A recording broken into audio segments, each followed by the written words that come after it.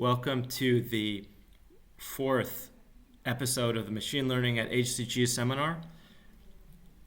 We've got two exciting items on the agenda today. We're going to have a short presentation by Lennard Schmidt at UFSA on applying machine learning methods for data quality control in hydrology, followed by a longer presentation by Eduardo Zorita here at HZG about a recent paper in Nature applying machine learning to significantly extend the time horizon of El Niño southern oscillation predictions. And I think we'll fit in some time to ask general questions about machine learning, as well as we can fit these into the context of this paper we're looking at. So, Lennard, then I'm going to turn over to you, and you can get started presenting your material. Yeah, hi everyone. Let me see. So there we go. Do you see my slides?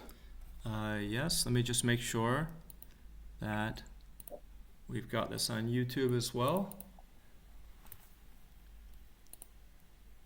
Yeah. So go ahead, please. All right. Yeah, hi. My name is Lennard Schmidt. I'm from the Helmholtz Center for Environmental Research in Leipzig. And I just want to give a quick overview of two projects that I'm currently working on. So it's also work in progress. Just to see whether there are people out there being occupied with somewhat similar questions, maybe. Yeah, so it's two topics. One is the field of automated quality control, and the other one is in hydrology. So the first one, automated quality control. At our center, we've got the problem that we have a lot of sensors measuring at small scale. And they have been doing that for quite a few years. But as we all know, in order to use the data, you have to filter out potential errors in the data caused by malfunctioning sensors and just general problems. And that's, for us at our center, that's a really important topic at the moment, where quite a lot of resources are going into. And I've been trying out whether one can use machine learning approaches to automate that process a bit. So if you just look at this scheme, so what I looked at was soil moisture time series. So these are measured by that device on the top left in different depth in the soil. And if you look at the first plot to the right, so the second image from the left side, you can see that, well, some of these sensors are quite erroneous, so they produce quite a lot of sort of noisy errors. And these errors have been handled partly automated, partly manually. So if you look at these red, the dots or the data points that are marked as red, those are quite easy to catch because you can just set a range for valid values of your soil moisture, which here would be between 10 and 60%, and just say, all right, everything that is above or below those values is assumed to be erroneous. But then you also have these green data points in between. And this is where actually our scientists spend quite a lot of time looking at data from overall like some 200 sensors and identify whole sequences where they think that the data of that specific sensor is not valid. And as you can imagine, that's a pretty time-consuming process. So the idea was to just take that data of those green data points, so the data that these scientists have manually flagged, as you say, so that they manually have identified as erroneous, and just use that to train a machine learning model that basically mimics this manual flagging procedure. So that would be the step to the right, to the third image from the left side. So just reproduce that manual knowledge. And then, of course, the overall aim is to have that machine learning model automated or automatically quality control future data as well. So apply that machine learning model on future data. So the top right, the plot to the right, furthest to the right. Yeah, so that's the overall goal. And of course, there was this, well, there was the vision that maybe one could use this knowledge from one side where people have spent all that time manually looking at the data, also at other sites where people have not spent that time. So those are things that I've looked into. So the first pretty basic approach that I tried out was just using random forest. But obviously, as we're handling time series, well, I had to account for the temporal relation of the data. And so I just did that like a really straightforward approach. So I wanted to predict the manual flags. So if you look at the top sort of pseudo equation, so MF, the manual flags as a function of the soil moisture values that I have at each sensor, the soil temperature that I have at each sensor, and the battery voltage. And if you look a bit further to the right, you can see that the way that I just like primitively accounted for the temporal relation was by creating time lag predictors. So I just took the time frame. So if I wanted to predict that one time step that is marked there with a dashed line, I just took a sequence of time before and after, and then just aggregated my predictors, so my soil moisture, soil temperature. So I basically got like the average gradient in the last 20 time steps, for example, just to get a bit of surrounding information. Overall, this worked quite well already. So depending on the site where I used that, general true positive accuracies were somewhere around 80%, even up to 95%. That was already quite satisfying, given that this data is really erroneous and that people spend so much time on it. So if you look at the plot to the bottom left, you can see that. So here, these red dots, those are the data points that were flagged by the machine learning algorithm. The black ones are the ones that that are flagged automatically by this range test. So the one that only looks at a valid range of values. And if you look at the bottom plot, so the corrected version of these time series, you can already see that it looks quite a lot cleaner. But you can also see some of the issues with this approach. That is that there are, of course, single data points that remain that might still be erroneous. If you look at these vertical lines, for example, obviously there's something wrong there. So at the moment, this approach still requires some post-processing. Well, adding to this, there are a couple of things that I'm currently looking into to further develop this approach. So as I have done it now, it's basically only looking at one sensor at a time. So I train the model on all data, but I only apply it looking on one sensor. But of course, these are like 40 sensors on a really small measurement plot of like 1 hectare. So of course, I want to use the spatiotemporal relations between the sensors. So I want to predict all of the.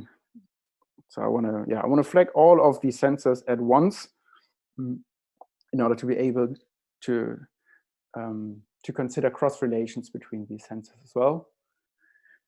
Then something that is really important in practical application is that, of course, these sensors do not only produce errors, but they also just die completely. And if I build a model that takes all these sensors as inputs at each time step, of course, I have to get that model robust against missing values. I've looked into that using neural networks, which worked quite all right already, but at the most, so now I'm at this process of merging these two approaches. And then, as I mentioned before, currently the problem is that the model, of course, only identifies single data points. But what I ideally want is that it actually identifies whole sequences in the data. Maybe if there's someone or some ideas from you guys on how one could approach this, feel free to step in. And then there are two more issues, I guess, that are typical in these kind of applications. Of course, I'll still have to test whether the issue of extrapolation could be a hindering problem here, because especially with soil moisture, we know that, for example, the last 2 summers were exceptionally dry. So I'll have to choose my training data wisely in order not to have the problem of the model seeing conditions that it was not trained on before. And of course, we don't know what's going to happen in future. So that could be a limiting factor for this approach. Well, and then I also looked into whether it could be possible to have one model generalized to other measurement sites as well. But as one might have expected, that's a pretty tough one. Yeah, that would be the first project. Maybe we can have good questions here, David, I don't know. So then I'll move on to the second topic. Yeah, thank you. That's very interesting so far. We have time, yeah, for 1 or 2 quick questions if anyone has one. Otherwise, I know I have one. Anyone can write in the chat or on YouTube, or just raise your hand on the Zoom call.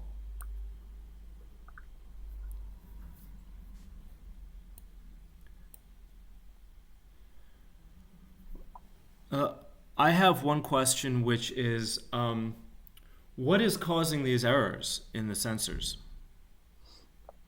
Well, that's different.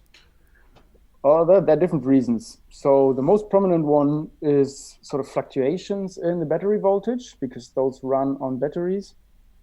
And of course, I mean, battery voltage can just decrease if the battery is empty, but also these fluctuate sometimes for technical reasons that I don't fully know. Also, which is sort of funny, they do sometimes have the problem of water getting into the soil moisture sensors, which is of course not ideal, but the problem is you cannot just like dig up that whole spot up into a depth of, I think deepest is like 60 centimeters. So you sort of have to deal with it. Then there might be miscalibrations as well. Yeah, those are the reasons that I know of at the moment. Off the top of my head. Okay, thanks. If there's no more questions, why don't you move on, and then we can come back to this at the end if there's other questions. I definitely think when you ask about relations between different outputs and time and in space, there's definitely probably other tools from machine learning that you could apply there. So that might be something worth talking about in the future. Yeah, totally. I mean, next thing is that I'm going to look into sort of LSTM-like models. I mean, there's for sure options to extend this approach. Yeah, and the next one is a bit more fancy, might be a bit more interesting for you guys. It's actually a result from a deep learning hackathon that I participated in with a couple of colleagues. That was last September in Dresden, also organized by Haiku, among others. And what we looked at was data for the Elbe River, or the Elbe catchment. For those of you that don't, because I'm going to use this term catchment quite often. For those of you that don't know it, so the catchment is basically the area of a river where all precipitation that falls onto the ground actually ends up in the river at some point. So it's sort of the closed system of one river.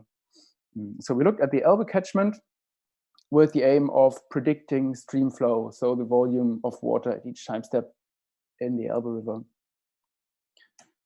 And what we did was that we took the EOPS data set. So that is a gridded, so interpolated historical data set of precipitation and temperature. So they basically interpolate those two variables between, I think in that area, it was about 80 climate stations. But it's sort of a pretty fancy interpolation as a function of topography and other factors. So we just took this as raster data of precipitation and temperature of our catchment of the Elbe. And what we wanted as output, as I said, was the stream flow in the Elbe River. And of course, what we're interested here is, because we know that there are time lags in this system. So if there is a precipitation event, it always takes, depending on the size of the catchment, but it usually takes a couple of days or a couple of hours until that water actually reaches the stream. And of course, that's being influenced by temperature, so by evapotranspiration. So the response of the river to these precipitation events depends both on the temporal aspects, but also on patterns in time, patterns in space. Sorry. So of course, you can imagine if you look at these images of our catchment there, the Elbe River. So the point that we were looking at, where we were measuring our stream flow, is in the northwest.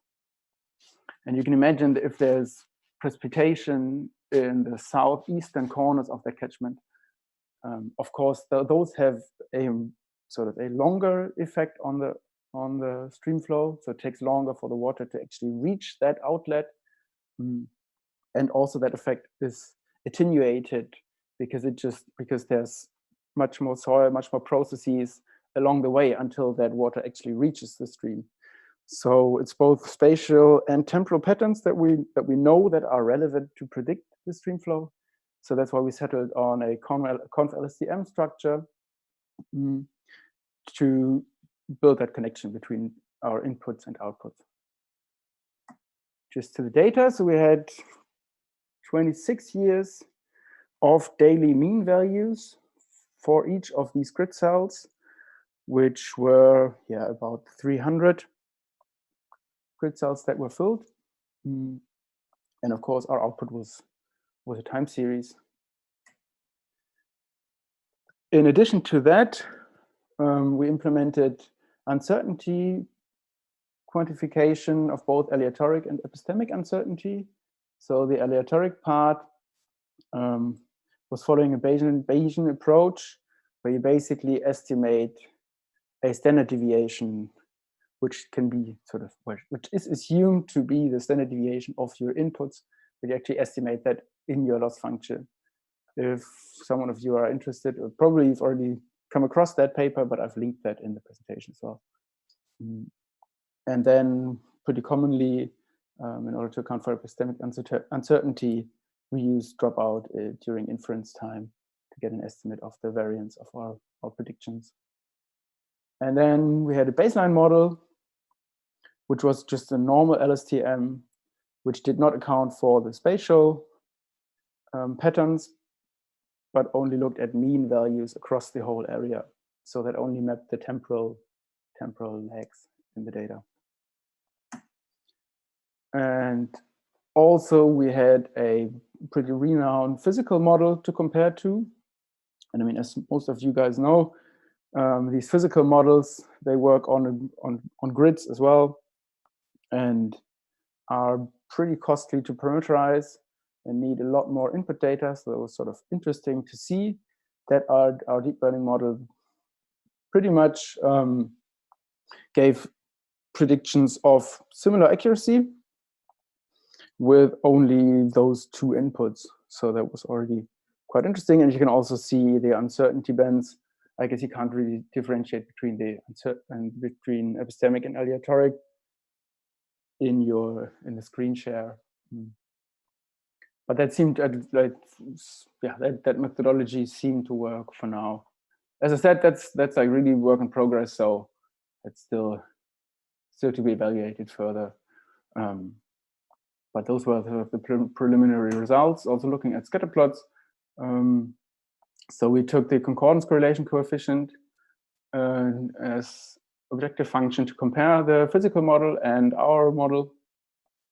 And you can see with 0.88, 0.92 on test, they were somewhat similar, or they were pretty similar, but you can already see, looking at the scatter plots, that concordance correlation coefficient doesn't really tell you the whole story, but that actually the deep learning approach seems to give better predictions looking at the patterns. Well, then there are a couple of things that we're going to look into in the near future.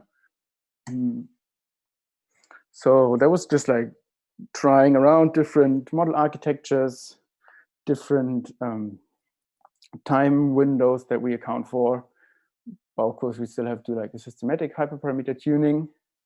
And then something that turned out to be quite interesting was that our baseline model, so just using a normal LSTM on mean values across that area. Wasn't even that much worse than the whole convLSTM structure. And we're still interested in analyzing as to why that is so. I mean, one possible reason could be that there's just too much uncertainty in the data, so that there are no true spatial patterns that are represented in this data product. But that could also be because our architecture is not completely right yet. And then another thing that we want to look into is an interpretation of the results, because of course, deriving saliency maps, you can look at certain things. For example, our idea is to pick out certain flood events. So, I mean, as you know, there were quite a few really strong flood events in the Elbe in the last 2 decades. And then just look at which of these regions in our catchments were relevant in order for that specific flood event to happen, and how fast the response was. So which temporal lag of input to outputs actually determined that flood event. And there's a lot of research on those things already, also on the Elbe catchment, so we do have literature to compare to see whether using this approach one could find sort of plausible results in order to explain the creation of those flood events.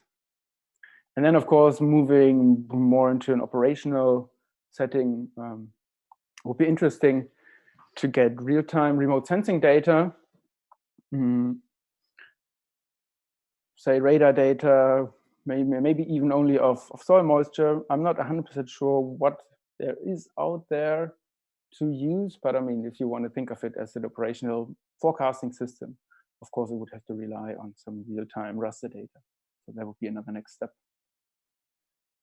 Yep, that's it from my side. Feel free to ask questions. Thank you very much. That was really interesting. I can't help but notice you're using the same architecture that we talked about last week, this convolutional LSTM. I just want to quickly ask, what was your experience using this? Did you find code online that you could use? Did you have to write it from scratch yourself? How was that? Well, we were lucky that we had a pretty experienced mentor in that hackathon. So he was really quick at sort of preparing like some basic scripts. But I mean, we worked on TensorFlow and Keras, and they already have those convLSTM layers. And generally, it was not too hard. No, like we didn't have a lot of problems during training either. I think it was pretty smooth that way. That's great. Yeah. Any other very quick questions? We're running a bit behind schedule, but if anyone has another follow-up question now before we move on.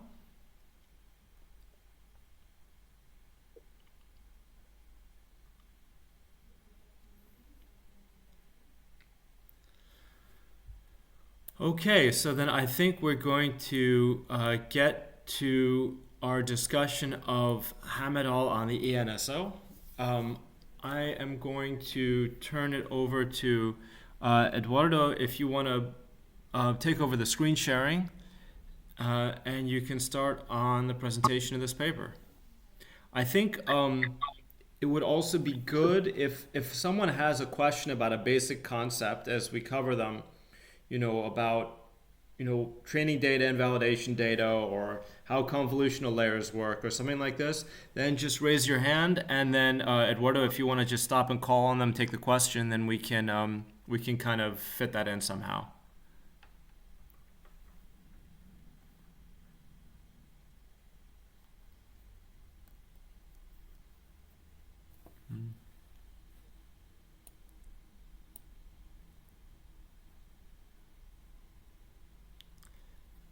So Eduardo, I don't hear you. I see you're unmuted.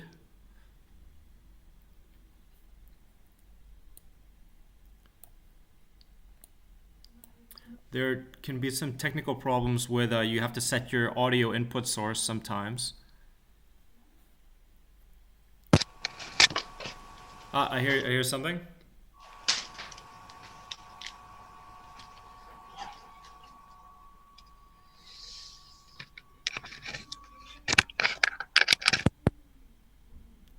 Can you hear me now? I hear you great, yeah. Okay. I had a small problem with a headset. Well, thank you very much, all of us, all of you. I hope that you are well and you don't have any problems at home. I have prepared a short list of slides just to put this paper a little bit into context. It may be a little bit, for some of you, a little bit boring, I think, because it will contain some information that is known to some of you. I'm trying to share to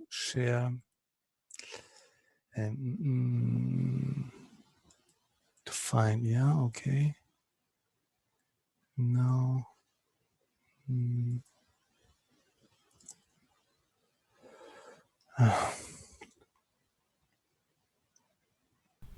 It's a bit unintuitively laid out. If you have, Yeah. in your upper right, you should have this zoom icon. I think. Oh, you've okay. got it. You've got it. Okay. All yours. Well, thank you. Yeah. Well, let me say first a few words about ENSO in general, as I said, just to put the paper in perspective. And although it will be, some of the things will be known to some of you, it will just highlight or stress the points that the paper has focused on. So first, the seasonal prediction. Why seasonal prediction or long-range seasonal prediction in this case? Well, I think there are at least three motivations for this.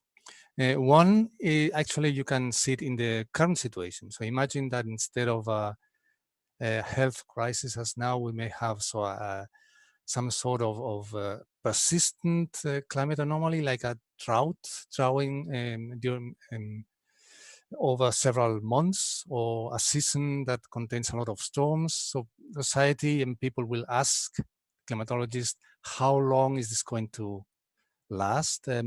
Where is this coming from? What are the mechanisms to that give rise to these sort of anomalies? So the value for the society of these sort of predictions is, well, you can imagine that it can be, under some circumstances, very, very high.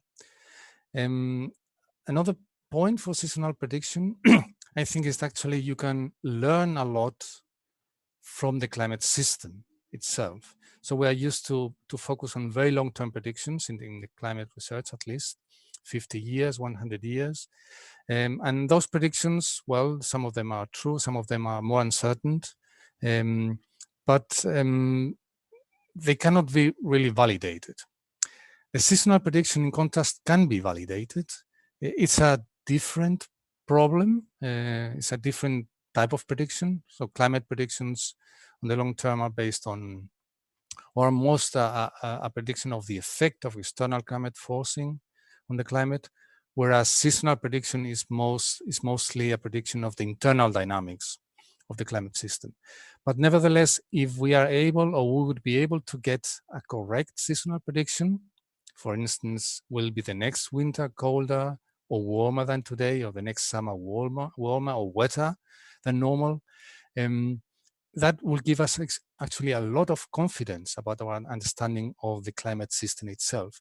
And the truth is that actually these predictions are not really skillful, as we will see later, well, in a couple of minutes, at least those based with the climate models that we use for climate projections as well. So that actually is indicating that there's something in the climate system that we are not understanding totally.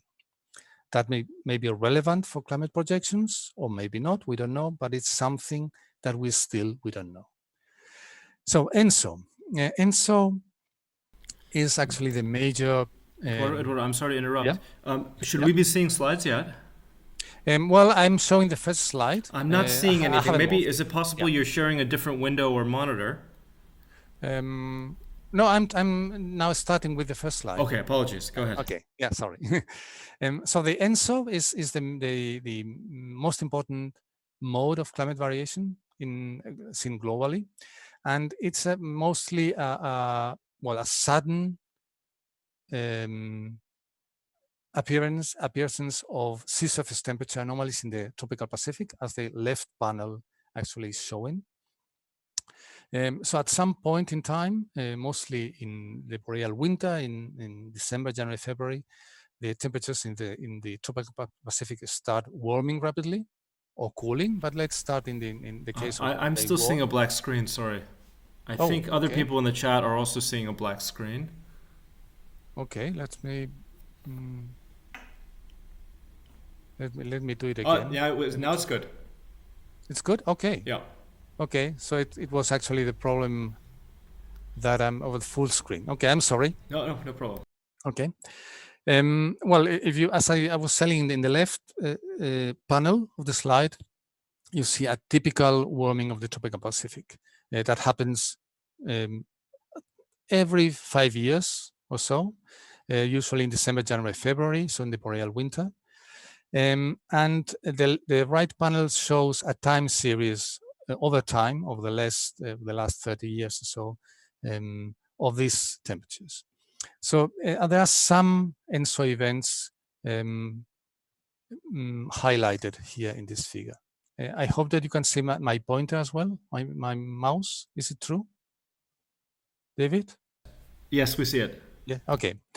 Then the question would be, is it possible to predict this behavior of the tropical Pacific surface temperature?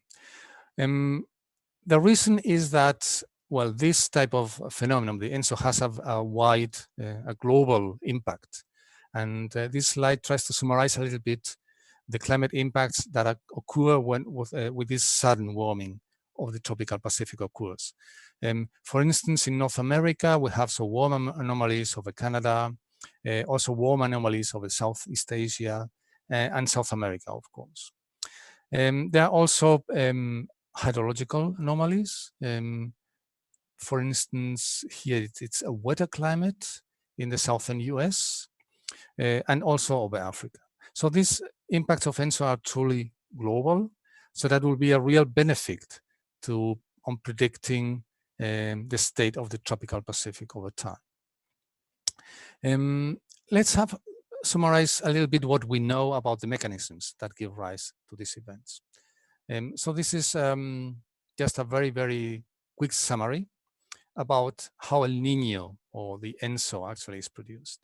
Here in this upper panel on the left, we have a plot of let's say, the normal conditions in the tropical Pacific. So we have the so-called Walker circulation with convection in Southeast Asia. This is Southeast Asia. This is South America, and subsidence over South America, and the winds flowing from the east to the west over the tropical Pacific. These are the trade winds. These trade winds cause upwelling in the ocean at the coast of South America, so that the waters are much colder here than in Southeast Asia, so in the Western Pacific. And we have this gradient in the so-called thermocline in the ocean. So cold waters in South America, warm waters in Asia. And we have this gradient of temperature across the tropical Pacific that actually reinforces this Walker circulation of the winds. So we have here high pressure, usually low pressure in East Asia, and this causes the trade winds flowing from east to west.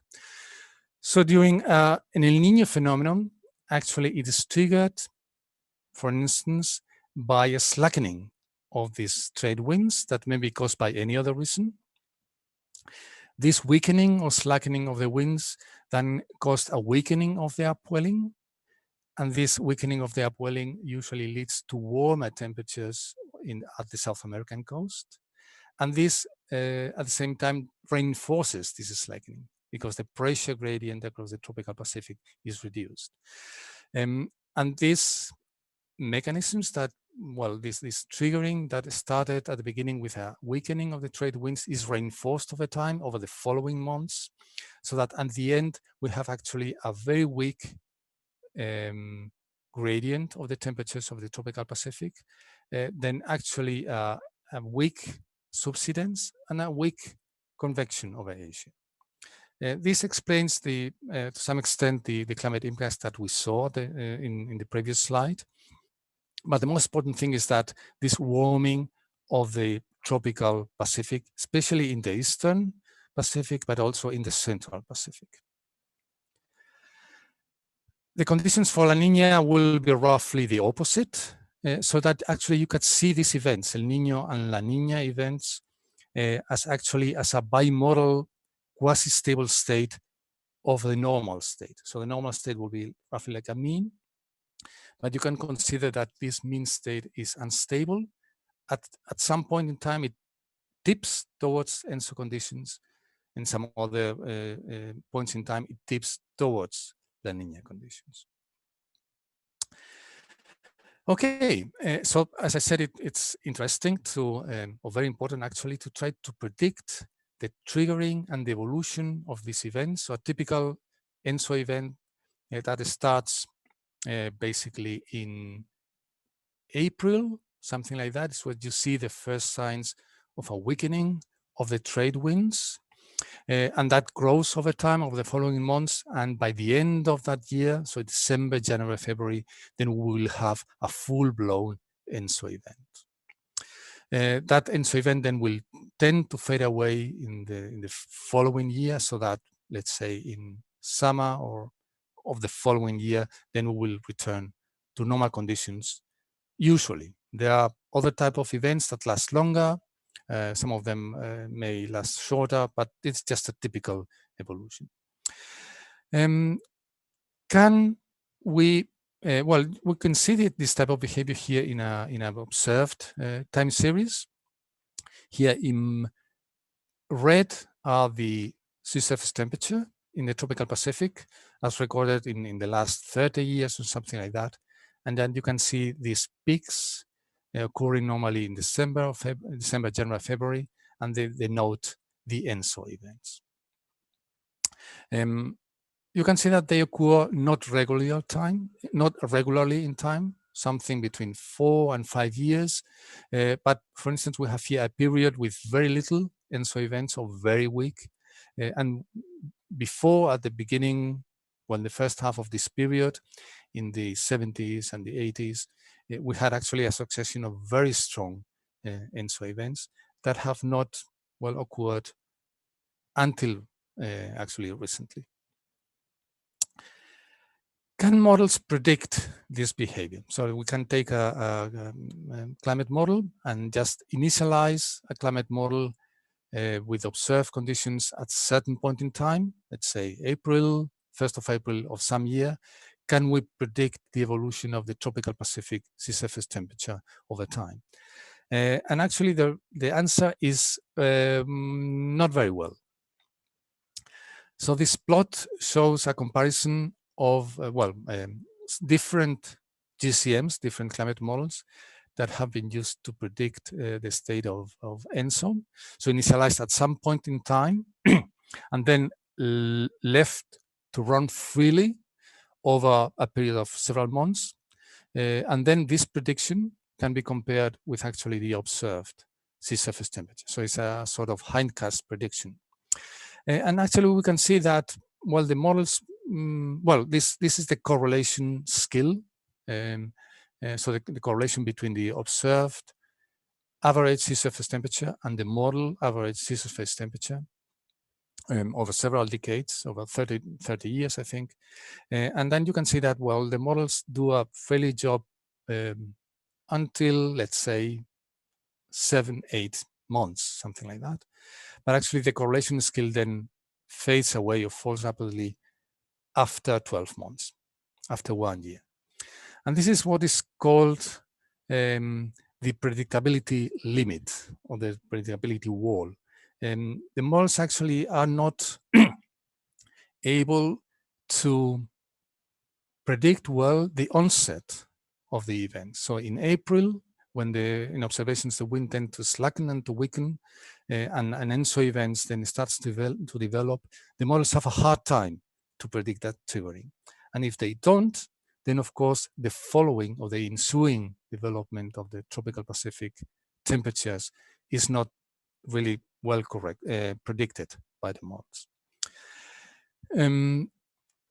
This red line, or orange line actually, is the result of a neural network prediction that we will see in a minute when we got into the paper. As a summary of this paper first, before we get into the details, I will show you how this neural network prediction of the tropical Pacific temperatures is done. This is done with a convolutional neural network. The structure of this network is actually not very dramatically new or very fancy, especially in comparison with the structures that we have seen in the previous seminars in machine learning a couple of weeks ago and the previous seminars. This is just a convolution neural network with 3 layers. In between there are a max pooling layer, so actually a simple algorithms all the way. The input here that the neural network layer is using is just the sea surface temperature and heat content in the ocean over 3 months, so consecutive 3 months. And these are the predictors that get into the neural network to predict the average sea surface temperature in the following months, like 1, 2, 3, 4, until 15 months that we have seen before. So these are, as I said, the predictants. This is, well, global or nearly global fields of sea surface temperature and ocean heat content. Heat content is calculated as average, let's say, temperature in the upper 500 meters, something like that. And the predictant, what is the predictant? The predictant is shown in this slide, I think. Yeah, and this is the average over this box. This is the what is so-called the El Niño 3 region. There are other boxes in this ENSO dynamics that may be defined. For instance, a larger box, the ENSO 3, ENSO 4, but ENSO 3.4 region is a sort of a standard that characterizes the intensity of an ongoing ENSO event. So let's get into the paper now. Let's see if can you see it? Sorry. Can you see it? I still see your slide. Okay. Now you should be seeing my, okay, then I have to. May I quickly ask a question? Can you hear me? Yeah, yeah, yeah. Yeah, Moritz is, I'm speaking, and I would like to quickly ask, you showed the prediction skills of the global models for this El Niño event. And how about the skill of the global models when they run in free mode to simulate ENSO events? Is this difficult for them? Is that quite a standard process that they all do quite well? Do you know anything? Well, these are global climate models running in free mode. They are initialized to a certain point. Yeah, they are initialized, but yeah. What if they run over, say, the 20th century, and do they predict regularly by themselves out of the internal variability? Without initialization, you mean? Yeah, without, yeah. Well, of course, the climate models produce ENSO events, produce their own ENSO events, but the timing cannot be compared to the observations. Yeah, of course, but just in principle, they can do this quite well. Well, I mean, that's a good question. Quite well, I wouldn't be that optimistic. There are models that are better. Other models are clearly not that good. So let's say the chain of events or the mechanisms that go into an ENSO event is not really very well represented in the climate models yet. In general, talking in general. And for instance, whereas, as I mentioned before, the frequency of ENSO events is something like 4 or 5 years, 6 years maybe. So it's a broad period, undefined to some extent. In reality, the global climate models produce a very regular ENSO events. Some of them ENSO events that repeat every 2 years. Of course, this is wrong. This is clearly wrong. The beta models do produce ENSO events that tend to happen every 4 or 5 years, but actually much more regularly than in observations. And that can be seen when you perform a spectral analysis of the ENSO time series of one of those indices. A climate model produces a relatively sharp peak in the spectrum, whereas the observations is actually very broad or much broader. This being said, the main mechanisms that I started to show at the beginning, so the interaction between the trade winds and the coupling between the sea surface temperature and the trade winds is represented in the models. So the models do use these mechanisms to produce ENSO events. But there is more going on to that. In reality, cloudiness has a role because of it changes the radiation balance of the surface. Then the advection along the equator of ocean currents, which is actually a very fine scale mechanisms, because at the equator, ocean currents are very, very narrow. Models struggle with that representation. And that may be probably one of the reasons why they cannot really produce very, very realistic ENSO events. Okay, thank you. And the models that are shown here on slide 6, have they been selected for with a certain criterion that they should represent them in a certain way or so? Or? Well, I guess that these are the models that actually do produce these predictions that have been used for these predictions over this period of time. Yeah, so to initialize a global climate model is not easy. And to produce these seasonal predictions over, let's say, 30 years is technically challenging. Only very few centers can do that. So I guess, I'm not sure, but I guess that these are the models for which these predictions actually are available. I can perhaps go to the list. This is the Canadian climate model. This is the NCAR climate model, the National Center for Environmental Research. This is the GFDL, the Laboratory for Fluid Dynamics in New York. There are some other models, for instance, the MPI, the model of the Max Planck Institute, of course, that you know very well, also produces or has produced this type of predictions, but for some reason they are not included here. Okay, thank you. Yeah. Okay, May now, I also ask a question, Eduardo? The next slide number 7, you show the way that the machine learning is done. Are we going to talk a little bit about what the convolutional filter does and what's the difference between the filter and the layer? Because I don't understand what is the difference between a convolutional filter and a convolutional layer. Well, I guess, in my understanding, and perhaps David can help us here, I read it as the convolutional layer is actually the output of the convolutional filter applied to the input layer. Okay, so a layer is just a collection of output. Exactly. In my understanding, that's it. Yeah, okay, that seems to be pretty much right. The only thing I'd add to it is that typically, if you have a sequence of convolutional layers, as they do here, you'll have a convolutional filter, which is basically a linear filtering operation, right? You have some shape, some stencil, you pass it over the data on each channel, you compute an output, and it's a linear function.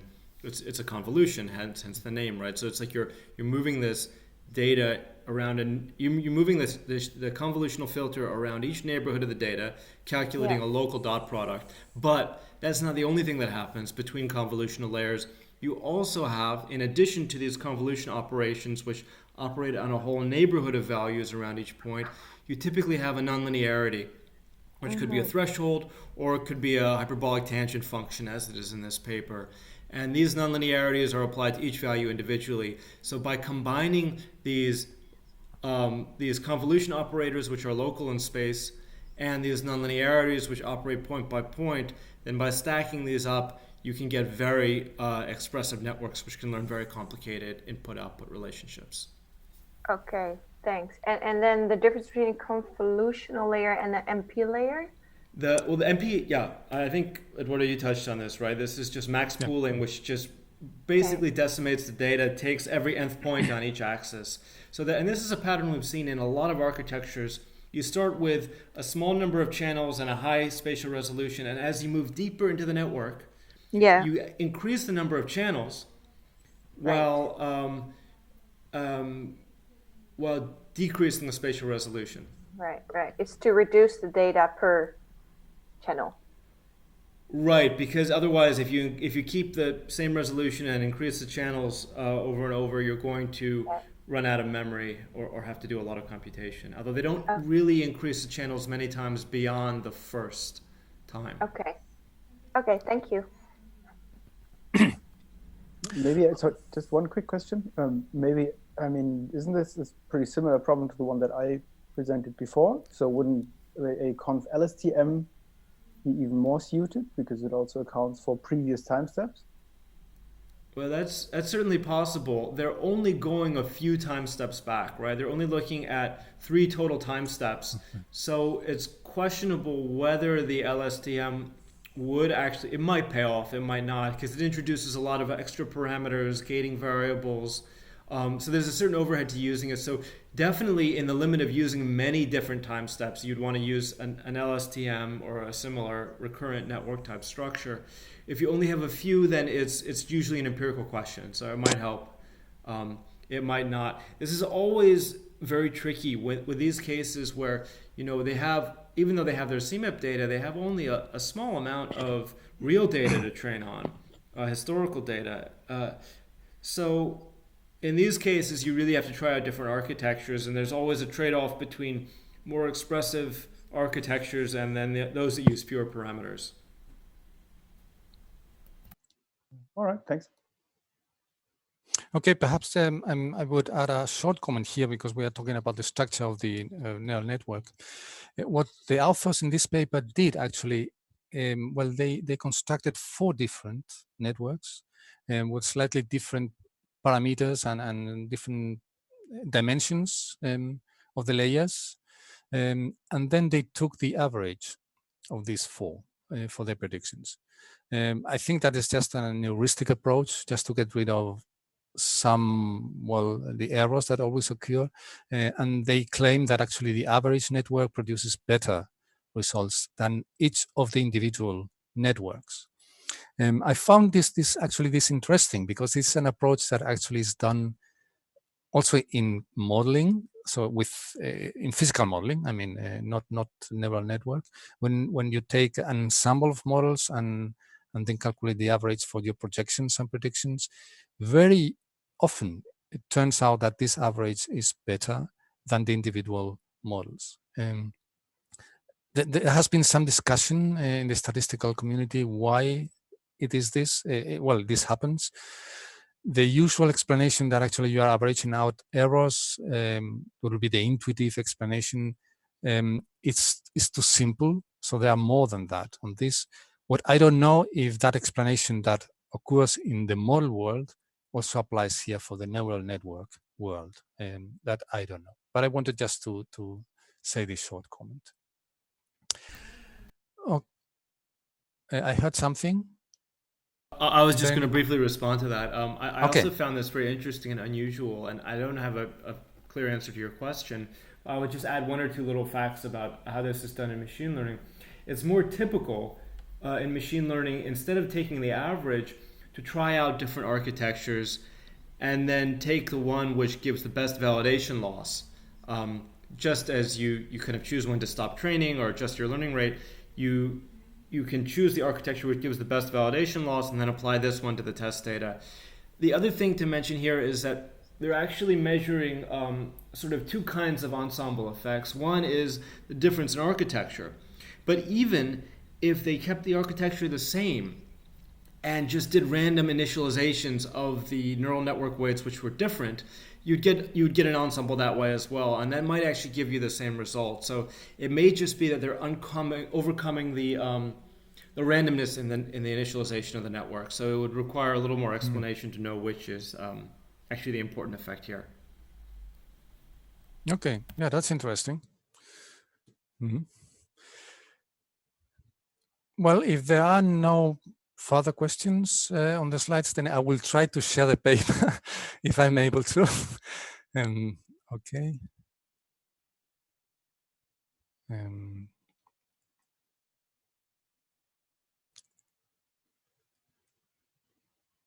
No.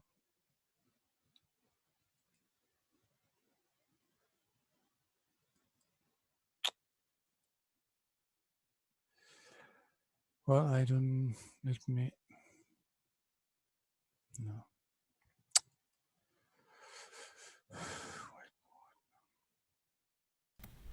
So Zoom can be a little tricky here. I think, oh, Oh, I see something.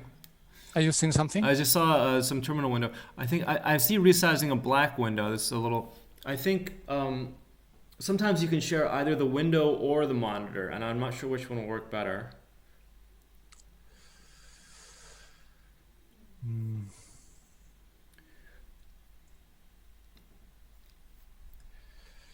If it's not working, what I can also do is share on my screen, and then as you suggest a different figure or part of the paper to look at, I can move to that part.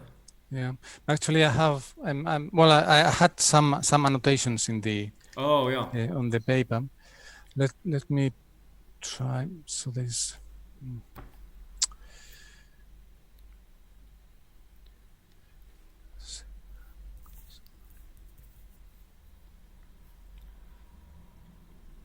No, are you seeing something? I'm seeing a blue terminal screen. Okay. Now it's, yeah. If you want to email me the annotated version, I can still pull that up. Yeah, I can. Okay. Yeah.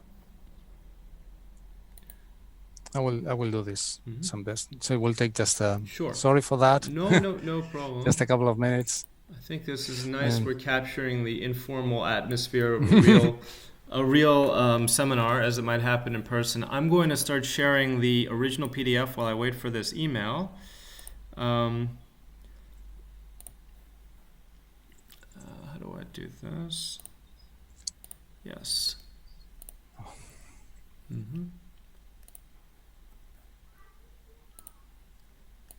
Okay. And the email's to my HZG account, I assume. Let's see.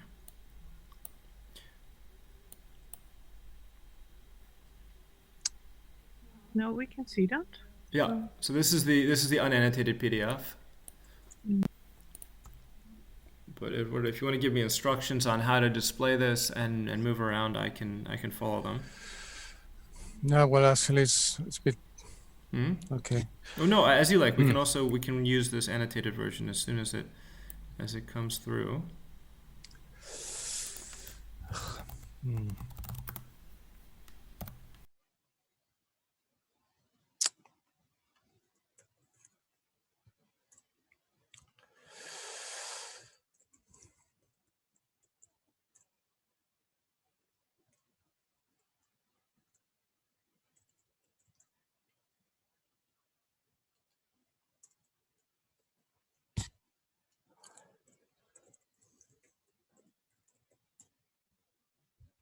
So I've just sent it to you, but it may take. It's a big file, so it will take some time.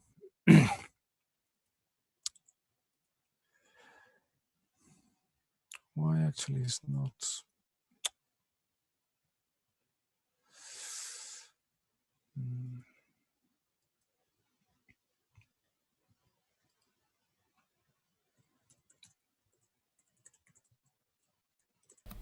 Sorry, Eduardo, while we're waiting for it to come through, I had a question I wanted to ask about El Niño more generally, which I thought you might, be especially good person to ask about this.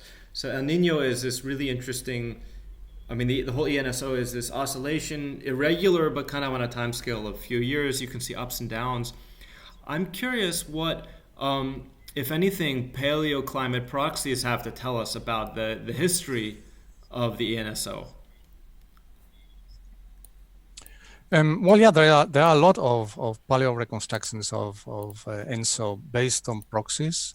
There are two types of proxies that have been used for that.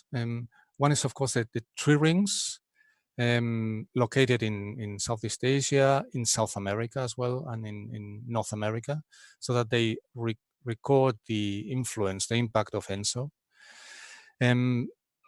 There are some intrinsic problems in disentangling the temperature and the precipitation signal of ENSO in the same rings. So there is some problems on that. Other proxies are corals.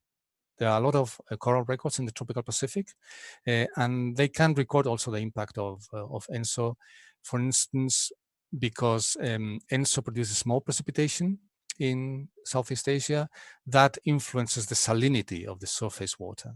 And this is recorded, for instance, in some concentration of isotopes that are included in the coral shell.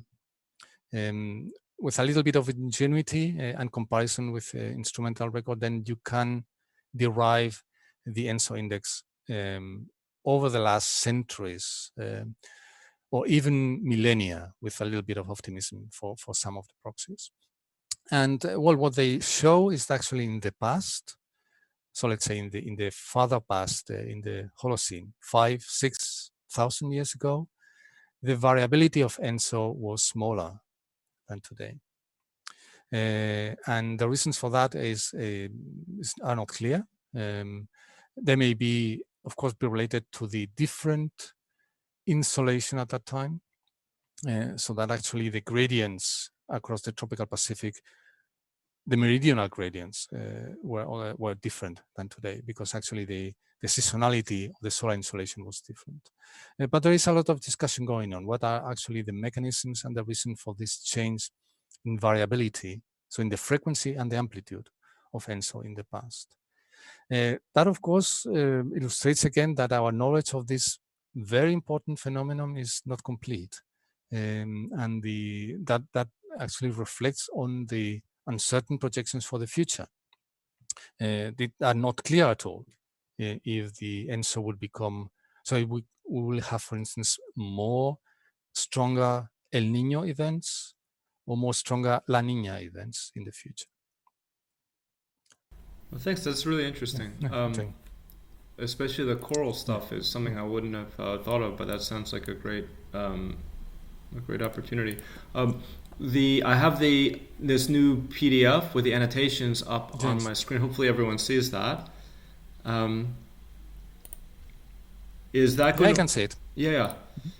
So if that's going to work, I can follow along while you narrate, or what do you think? Well, yeah, we can try that. We can try that. It's not as flexible as I thought, but okay.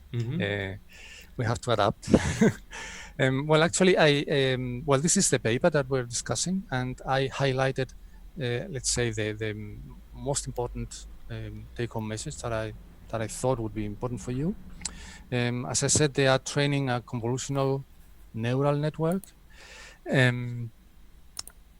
to predict the average sea surface temperature based on sea surface temperature itself in the previous months and the heat content. As you see, for instance, in the comment on the right column, it says clearly in white exactly that actually the models today do not provide a skillful prediction of ENSO for lead times longer than 1 year. And actually they are referring to this predictability wall in spring that I referred before. If we go then to the next page. Thank you very much. One important point that I thought was the training data that they are using to train this neural network.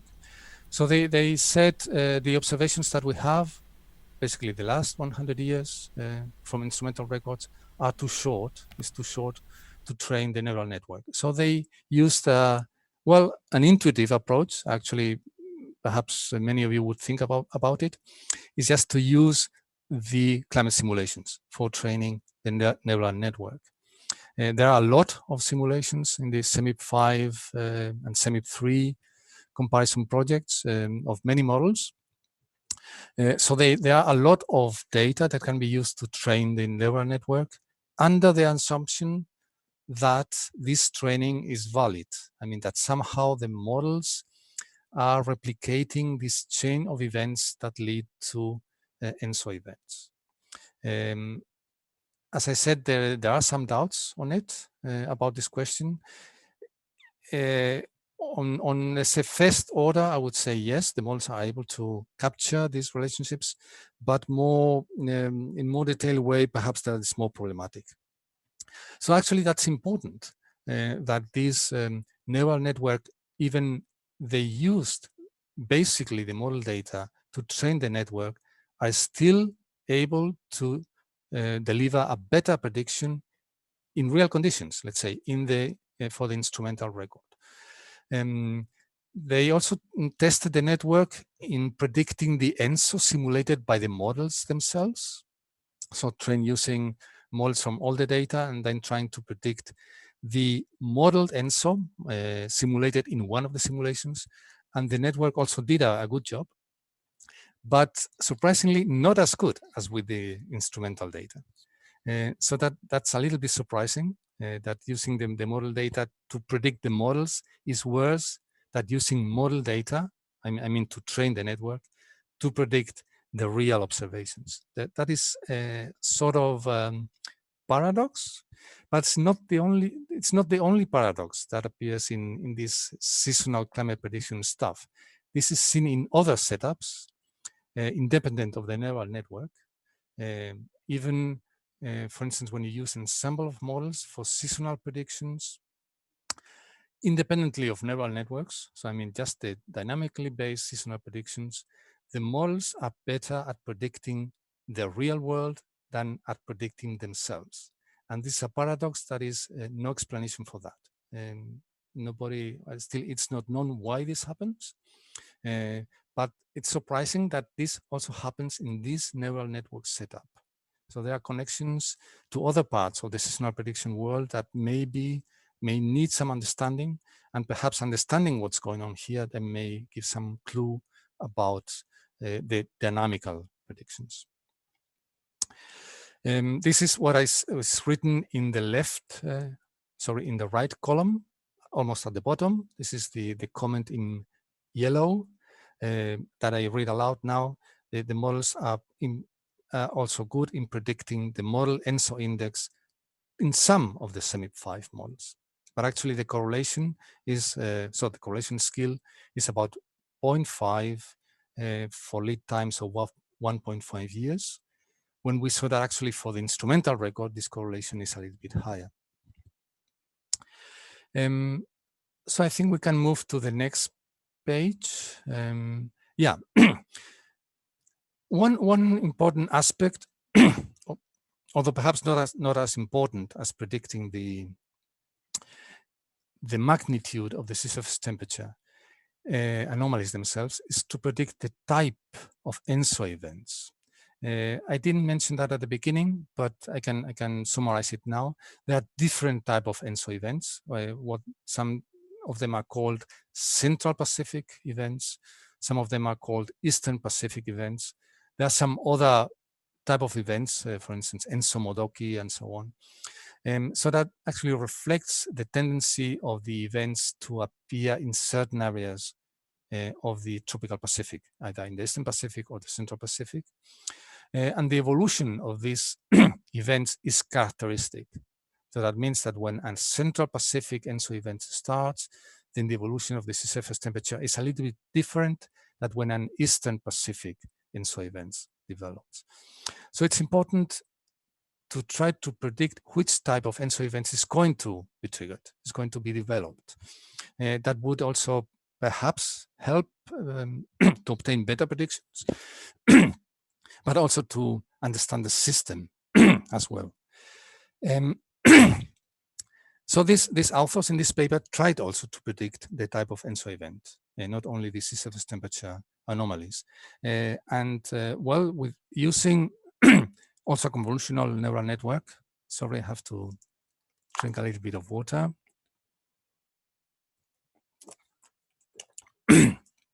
They also set up a similar network, but in which the predictant is not, let's say, a continuous range of temperatures averaged in the tropical Pacific, but it's just a binary or a triage prediction in which they say, okay, the ENSO event that is going to be triggered, it will be a Central Pacific, Eastern Pacific, or some other type of event. So I thought that was interesting because the climate models actually do not produce, to my knowledge, this type of prediction. So the neural network would be superior in this sense. And the last point that I would like to comment on this paper is the concept of causality. Well, related to causality. So the neural network to us is just a black box in which we give the input, the sea surface temperature and the ocean heat content, and try to predict the sea surface temperature in the tropical Pacific. But what are the mechanisms that actually give rise to this predictability? And the authors try to address this question by the so-called heat maps. So try to identify the pixels or the regions in the predictors that actually contribute most strongly to improve the prediction in the end. So this, I was not very familiar with this type of heat maps, and I think the idea is relatively simple. So we can imagine that we have the neural network that uses these convolutional layers and the max pooling layers that are actually functions of the multivariate inputs of the previous layer, and then they produce processing of those data using all the pixels that are available and produce an output that is used by the next layer. In my understanding, these heat maps actually try to isolate the influence of a single pixel, of a single input, let's say sea surface temperature or heat content in a certain location and a certain region. And they do it by just switching off this type of averaging or convolutions in the neural network and try to follow through the very same weights that have been fitted for the neural network, try to follow the influence of a single point until the end. And this is, for instance, shown in on this page in figure 3 in the bottom panel, panel B. So they show a heat map for the prediction of the ENSO event in 97, 98, so in that winter. A prediction done about 2 years before, I think it's 96.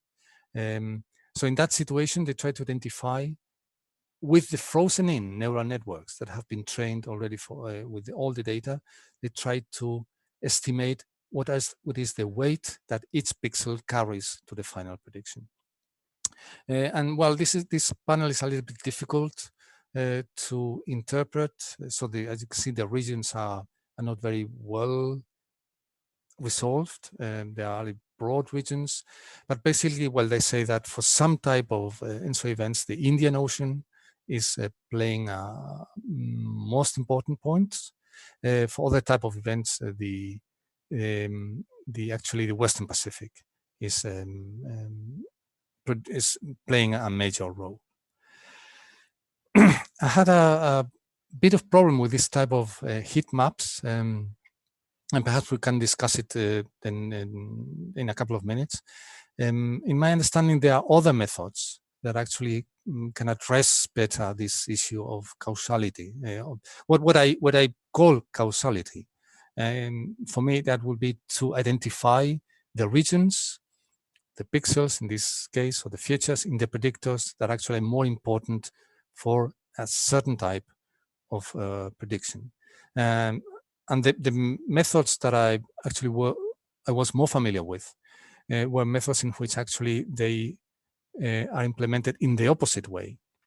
So let's assume that the Indian Ocean is actually a major driver for the predictions of ENSO in that year. But actually what we do is to actually suppress or take out the data from the Indian Ocean and really see if the prediction degrades significantly in the final output. I think that this has the advantage of actually maintaining all the complexity of the neural network. So the neural network output is computed as it is, only the input data are modified. Let's say taken out part of it and see what is the impact, how the degradation in the prediction is. I found this approach a little bit more appealing and actually more familiar for us, for the modelers. That's when we try to identify, to attribute input factors to the output of a model, we will proceed in that way. let's say, taking one factor out and see if that factor has an impact on the prediction. But we may discuss this perhaps in a minute, or David or Marcel have actually deeper comments that I have. And well, I think that was mostly what I learned from this paper. In summary, I liked it because it's a good attempt, I think, for a seasonal prediction. I think that the models are not really satisfactory still. So we need better approaches for the reasons that I explained at the beginning. I think this seasonal prediction is a very, very important aspect of climate research that has been, well, hasn't been the front line, has been overshadowed by the climate change stuff that we already know well. But the seasonal prediction, I think, is really important. And well, it's let's say a shot against climate models in some sense, that they were able to produce a better forecast. But it's something that we can learn from it. We can apply it, perhaps try to apply it to phenomena that are more relevant for Europe, the North Atlantic Oscillation, for instance, the role of the tropical Atlantic in the climate of Europe for seasonal predictions. There are modeling studies that point to an important role of the tropical Atlantic for the European climate at seasonal time scales. So there's something that's that we may try. We may perhaps go down that avenue. And with that, I think that I'm open for questions. Thank you very much. Thanks a lot. That was really interesting. I definitely learned a lot. Yeah, I know I have questions, but let's open it up. I'm sure a lot of other people do as well.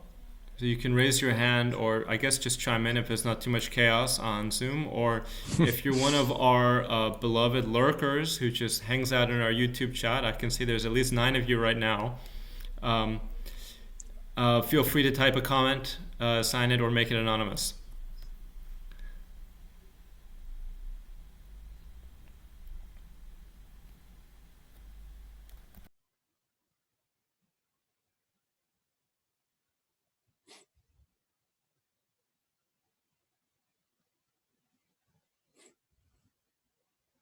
Well, while we're waiting for everyone to work up their courage, I have questions. I'm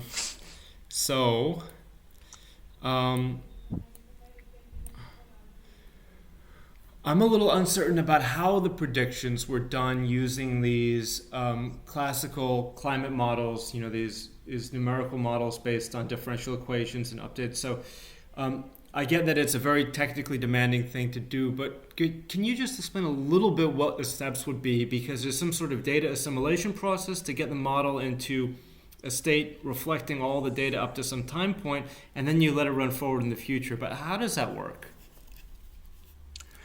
Well, it's technically quite demanding, as you said, and there are different ways of doing that and different problems that the modelers have to face.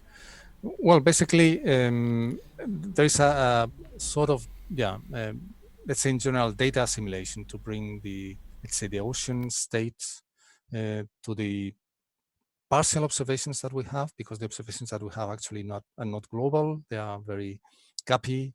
But there's a sort of, let's say, data assimilation approach to bring the models towards that stage. That's basically done in the ocean, which is assumed to contain, let's say, the memory or the usual memory for a seasonal prediction, at least times of several months ahead.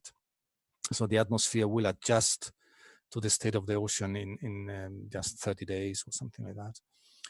So in my understanding, the main problem is to take the ocean, to initialize the ocean to the observed state. There are different forms to do it. As I said, I'm not an expert in that field, but you also have to consider, for instance, the unstable modes of the model, and then to generate this type of uncertainty in the initial conditions. For instance, of course, there is an uncertainty in the observations. that the model has to be initialized to, and they have to be perturbed to produce an ensemble of predictions. These perturbations have to obey some physical principles just to capture all the possibility and unstable modes of evolution of the model. If they are produced in, let's say, in a biased way, in some sense, so that you do not capture all the possible instability ways that the model can evolve, then of course your prediction is overconfident. So the spread is very narrow and probably wrong. It will not then capture or contain the true observations in the end. So there is also methods, or let's say, technical methods to try to produce this ensemble of initial conditions that capture the uncertainty that we may have in them, but also the physical instabilities that may be present in the model itself or in the observations. But this is one problem. Another problem is that the mean state, let's say, of the ocean models. Let's take, for instance, model GFDL, just to mention a model that we are not involved with. And we take a simulation of the present climate with that model, and we see that the global mean temperature is perhaps 1 degree off the observations. So that means that the model, the coupled model, the ocean and the atmosphere actually likes to be cooler than the observations. Now we somehow bring the ocean model to the observations. So actually we are, let's say, flogging the ocean model towards a state that the ocean model doesn't like to have. But somehow we are able, with data assimilation, to bring the model to that state. Now we reach the timing point of initialization, let's say the 1st of April 2019, and we let the model run free for a prediction of the summer or until the end of that year. The model immediately will like to return to its preferred state, which is colder than the observations on average. So we will have a drift automatically because the model is not perfect, and this the predictions made by the model will go adrift, will go astray from the observations only because the mean state of the model is not correct. Of course, we will say, okay, well, let's correct the model so that we can have a mean, so a climatological state that is close to observations. But this is very much easy as said than done. Most of the climate models that we use for climate predictions don't have or are not able to reproduce the observed climatological state in the observations.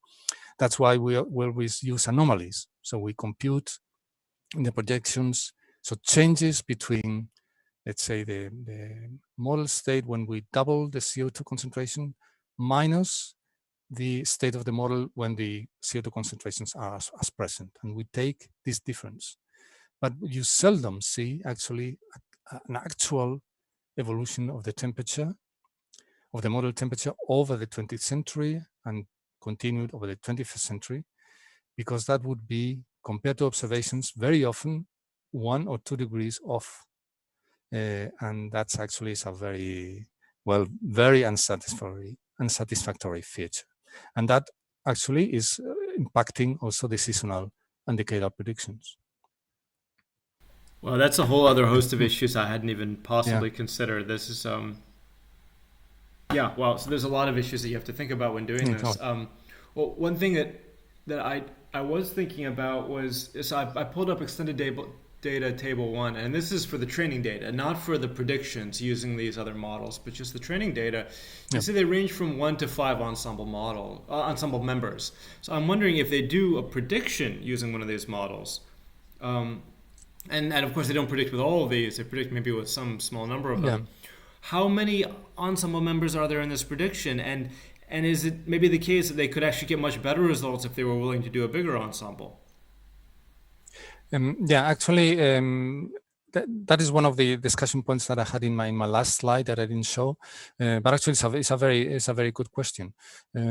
So they use this let's say 20 models, something like that, in the SEMIP 3 and 5 data banks, and we know that some of these models actually are not good in producing their own ENSO events, as I mentioned at the beginning.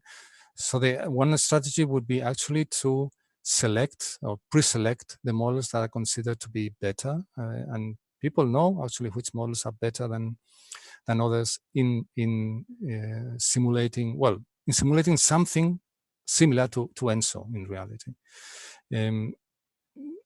That would be of course a reasonable option, and I don't know why these authors just took all of them, if they were driven a little bit by political considerations, not leaving out any model.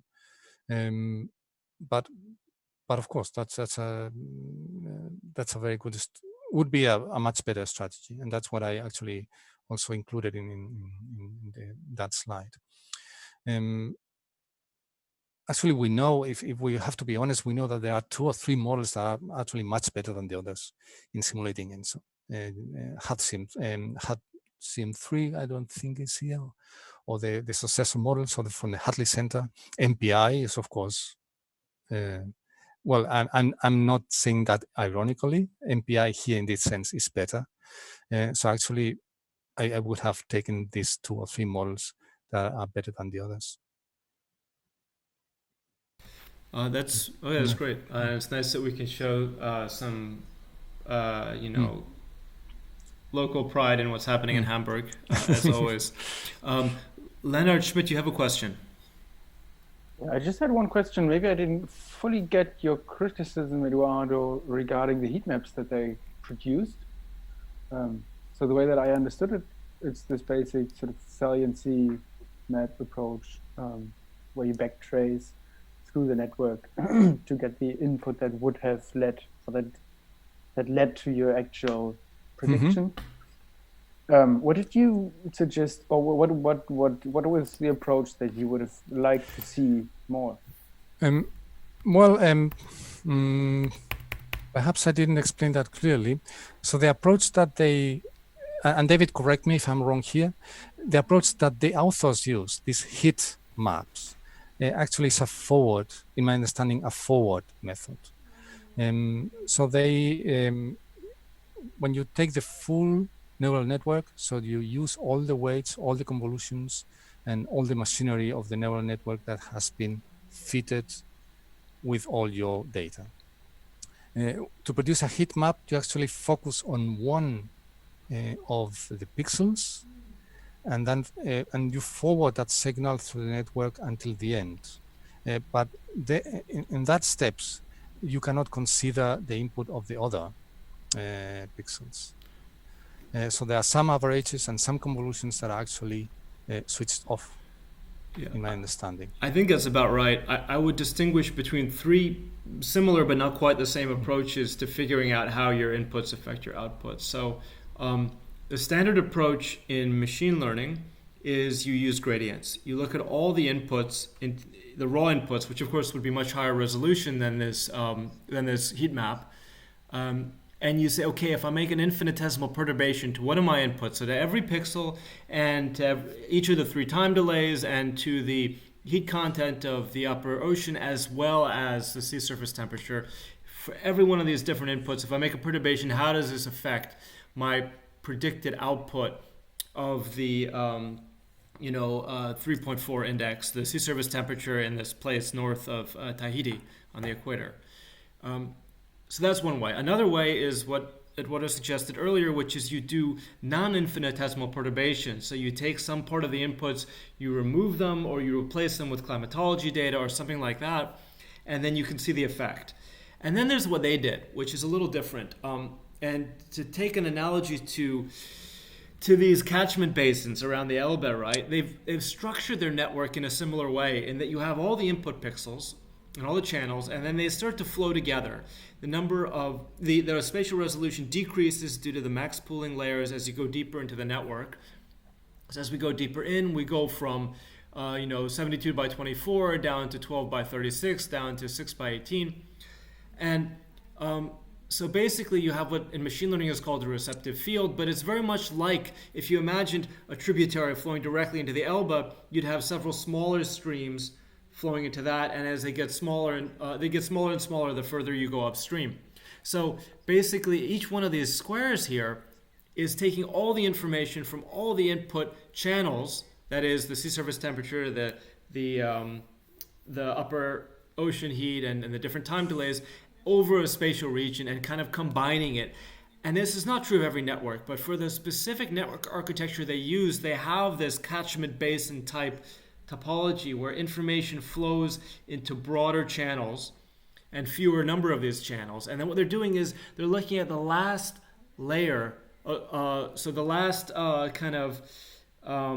set of tributaries directly before the main, the Elbe, if you like, which in this case is just the single output of this 3.4 index. So this allows them to combine all the different information for a region of space into a single number, which you normally can't do. Normally you'd have to look at the different input variables, but you would get higher spatial resolution. So what they've done is a little bit strange. It's unique to this specific architecture. It's not general, but it's a kind of a nice summary. I would say that it's a pretty terrible abuse of notation to call this a heat map when you're already talking about heat in a lot of different contexts in this paper. I think it's very confusing, but otherwise it's just an alternative. It's just a different way of displaying the information. Because there's so many nonlinearities and all these different stages, it's not really a good measure of how much, if you perturb one of the inputs, the output will change. But it is kind of a good measure of all the information from a spatial region that's passed to the output. This is also a key difference from a lot of other convolutional architectures we've seen, where you keep going with this process of adding more channels and decreasing resolution until you reach a single number. They do this up to just a small number of steps, 3 or 4 layers, and then they have one more fully connected layer which collapses all the spatial information in one go. Instead of going to say 3 by 9 and so on.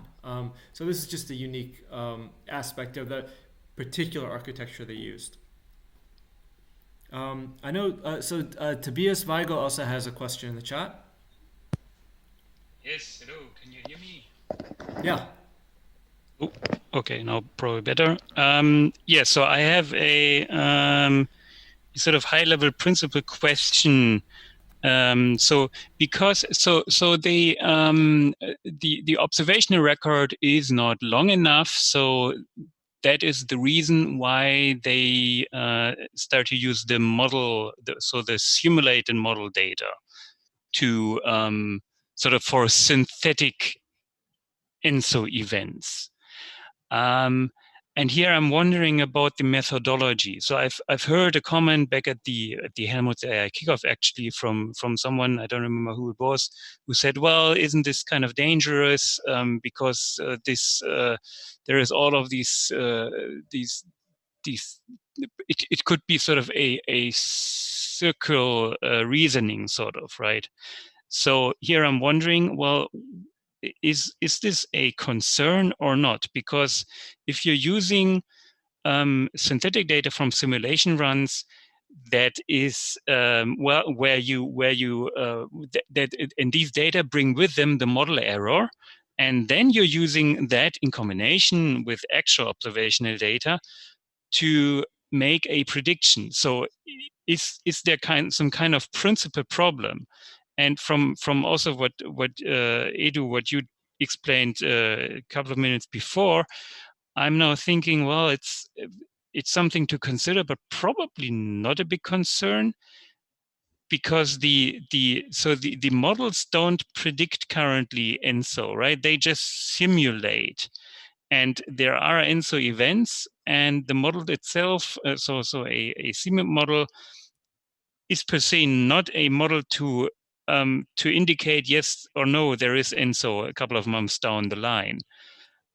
So still, it's all about the patterns and recognizing them and making that individual prediction. So it's sort of two different kinds of models we are talking here about, and this is the reason why you are allowed to use that synthetic data to enrich augment the observational data where you don't have enough. Am I clear? Is this sort of does it make sense to look at it this way? Yeah, actually, yeah, that's a rather interesting question. Very interesting question, I would say. Indeed, they use the models in two ways. Well, one is to, as you said, to train the neural network because the observations are too few, too short. And then they use, let's say, the actual predictions obtained from models to validate or to compare to the neural network. But in the first step, so the use of the climate model data to train the network, well, in principle, I don't see any problem of redundancy. I mean, they are taking those data as if they were observations from another planet, let's say, from a twin Earth, in which the ENSO is going on as well with a different timing.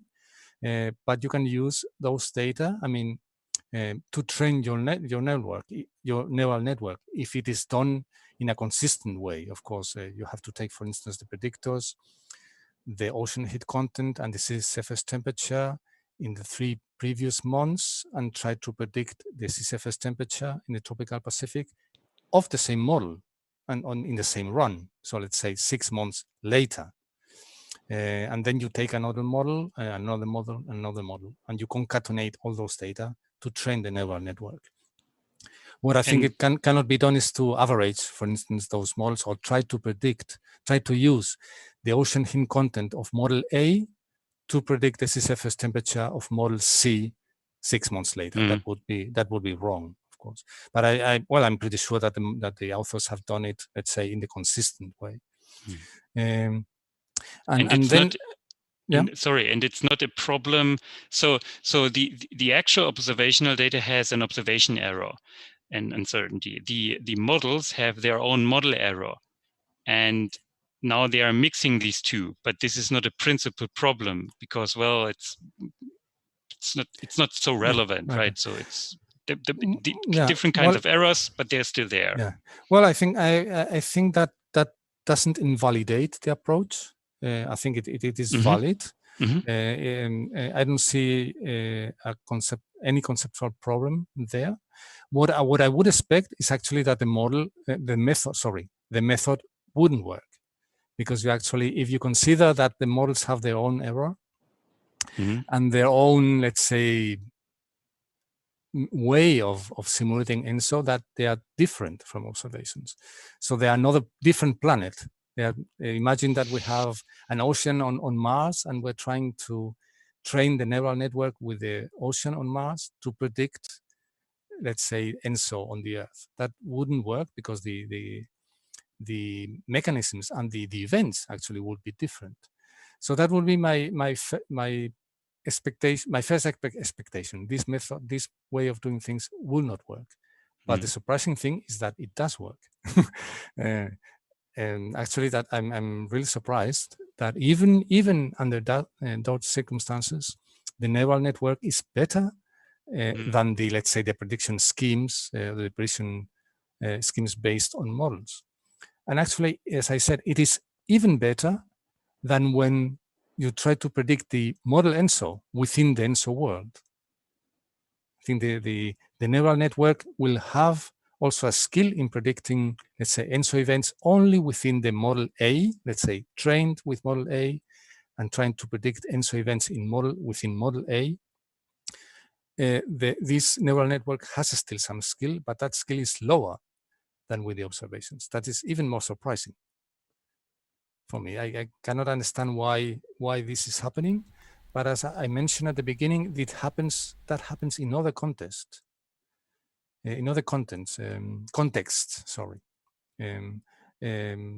Not related to neural networks. Also in seasonal and decadal prediction, models are better to predict the real observations than to predict themselves. And this is the prediction paradox, but you can Google it, or I can send you a couple of papers on that as well. And well, there is no clear reason for that to happen.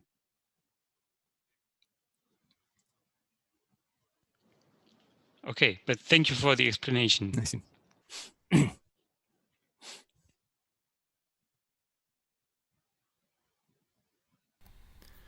So I don't know if we have more questions. I have just one small little comment, which is that I'd be curious to know if applying the spherical convolutions we covered in episode 2 would help here.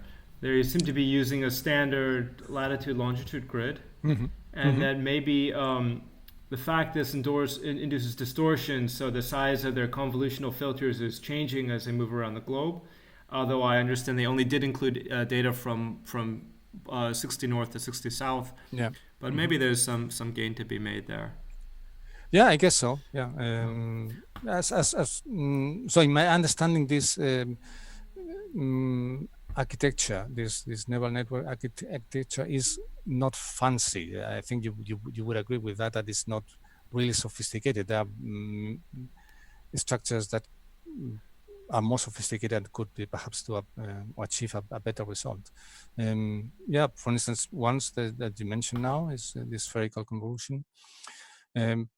Well, yeah, the authors, in my understanding, come from the climatological field. At least the first author has all the other papers just in climate research alone, nothing with neural networks.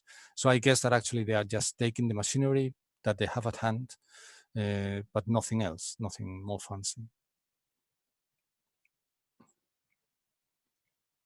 So overall, it seems to be quite a big advance if you look at the predictability scores, right? Like especially if we look in spring, so we're able to really predict a lot further into the future than before. What I find a little puzzling is when you actually look at the raw predictions, I mean, it seems a little bit better in the example they chose. Yeah, that's true. That's true. You're right. Probably in the previous plot that you showed, you can see the differences by eye. But actually, there's a summary of the skill. Sometimes by eyeballing, you get a wrong impression. And I was also looking at the time series that I just showed before yesterday with more time, more slowly.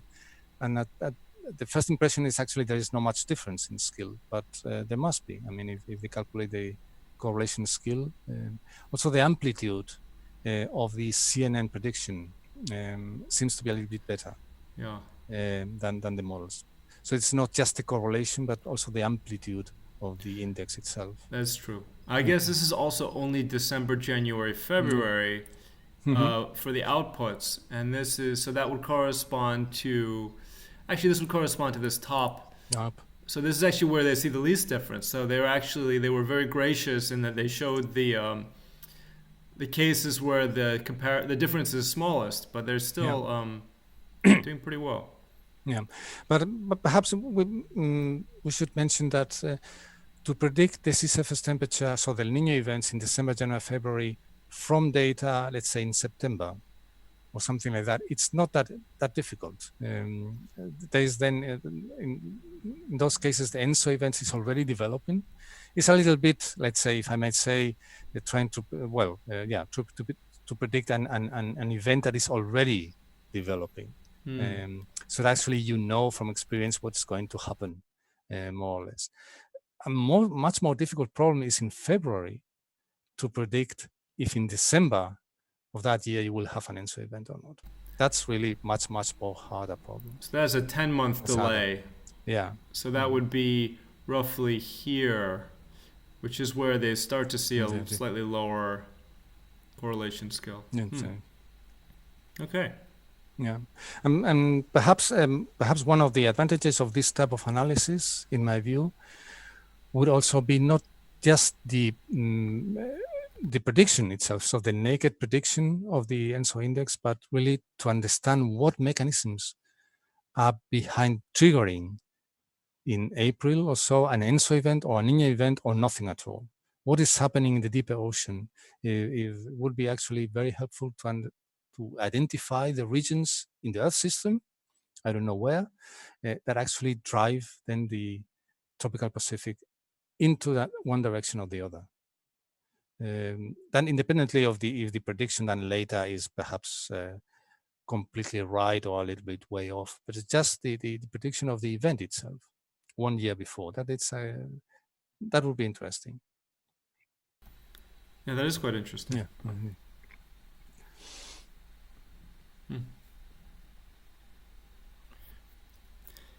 Any more questions? Anything anyone has to add? Any general announcements or requests for topics for future seminars? I think Lennard has raised his hand. Yes, hi. Thank you for the nice presentation. Just one question. So I'm wondering, I think this has been touched on before, so sorry if I'm repeating something here, but you talked about how this data assimilated to sort of get the model into a certain state, that and then you basically let it run. Mm-hmm. And I'm just wondering, the main advantage of this method seems to lie beyond this 12 months lead time, because I mean, it's doing very well on the other part as well, but not necessarily better than the dynamical, the best dynamical models. So I'm just wondering, during this 18 months, is the model at any time reinitialized repeatedly with some, because I'm just thinking the internal variability of a model, if you let it run for 18 months, is just very high. And I'm just wondering, if that setup isn't always somewhat going to be very problematic. I mean, if you look at weather prediction and you assimilate data and then you let it run for maybe 7 days or 9 days or something, not 18 months. So I'm wondering, is there any way to account for this during the operation? Well, my answer would be that, of course, in a real situation, when you are issuing predictions for the public of a climate service, of course, you would use data as close as possible to the prediction horizon. So you wouldn't use just data that are 15 months away or in the back from your target prediction. But nevertheless, I think that it's important because it's actually what this figure in the panel A on this page is telling us, that there is predictability. So if everything is fine from a theoretical point of view, the neural network is able to identify this predictability in the climate system over 15 months. So there is something going on that allows that prediction. And that something is not captured by the models, either by the models or either by the initialization step. Maybe, for instance, that something that I'm talking about is the, let's say, ice cover in the Arctic or winds in the Antarctic or something that is very far away from this region. And the initialization step is not considering that. But nevertheless, well, it's something that is interesting to understand just the system, not just for the prediction. Of course, for the prediction, I will use all the data 1 month before or 2 months, but for understanding the system itself, that is this difference between the models and the neural network is telling if it's really true, and I think it's true. It's telling something about the models. Yeah, I absolutely agree. So I didn't mean to say basically that that it doesn't have a predictive scale. I was just wondering why it can basically keep the predictive scale so much longer than the dynamical models. And I was sort of speculating to the reasons for that. And I was wondering if the internal variability, well, what I could basically try to say that maybe that the machine learning model in some sense is more rigid than the dynamical model, that maybe that could be a reason why it can produce better forecasts later on, even though that sort of sounds maybe a bit Yeah. Actually, your comment rings something in my head, precisely in this other setup of seasonal prediction away from neural networks, just based on models that I said just twice before. that the models are able to predict the reality better than themselves. And that indicates that perhaps, well, the internal variability in the models is unrealistically large or unrealistically, well, different from reality. And that makes the prediction, so the predictability within the models is lower than it should be. I know, I'm aware that this sounds vague and not very specific, but there are some commonalities between the problem we are discussing here and the real, let's say, the problems of seasonal prediction in other contexts that may be related. Yeah, that sounds very interesting. I'm sorry, go ahead. Go ahead, please. Yeah, sorry, that was very interesting. Thank you very much. I just have another question. And about the transfer learning, because there's also one picture in the paper that looks very interesting, because they show basically the skill with transfer learning and without transfer learning.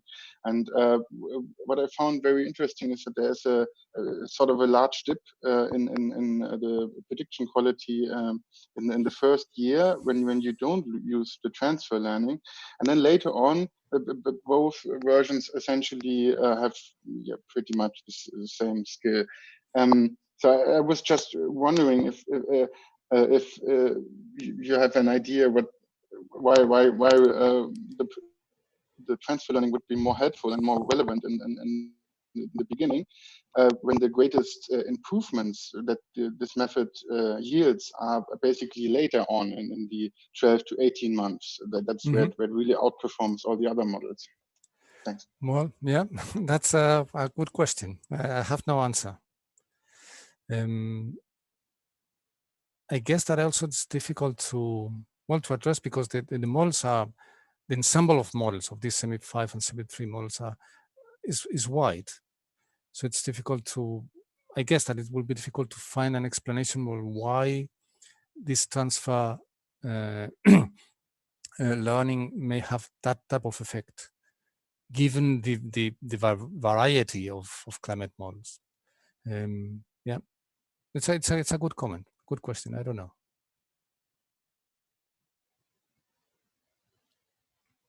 Thank you very much.